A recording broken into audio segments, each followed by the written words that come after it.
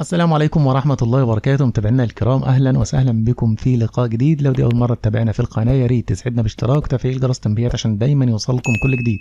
موعد توقيت والقناة الناقلة لمباراة نادي وفاق سطيف ونادي اتحاد العاصمة في لقاء الجولة التاسعة من الدوري الجزائري نسخة 2025. لكن قبل الدخول في التفاصيل اتركوا لنا توقعاتكم لنتيجة هذا اللقاء في التعليقات. يتواجد اتحاد العاصمة في المركز الثالث عشر برصيد 7 نقاط بعد ان خاض 6 مباريات، فاز في واحدة وتعادل في 4 وهزم في واحدة. وبنفس رصيد النقاط يتواجد وفاق سطيف في المركز الرابع عشر، لكن بعد ان خاض 7 مباريات، فاز في واحدة وتعادل في 4 وهزم في 2. تنطلق صفرة لقاء الفريقين مساء اليوم الأربعاء 29 من أكتوبر 2025 على الساعة 8 مساء بتوقيت مكة المكرمة وسوريا ولبنان والأردن والعراق واليمن ومصر، 7 بتوقيت السودان وليبيا وفلسطين، 6 بتوقيت تونس والجزائر والمغرب. النقل المباشر لهذا اللقاء عبر شبكة قنوات التلفزيون الجزائري. كل الأمنيات الطيبة بالتوفيق لكلا الفريقين في هذا اللقاء، وبنتمنى لحضراتكم متابعة ممتعة. دمتم في رعاية الله وأمنه، والسلام عليكم ورحمة الله وبركاته.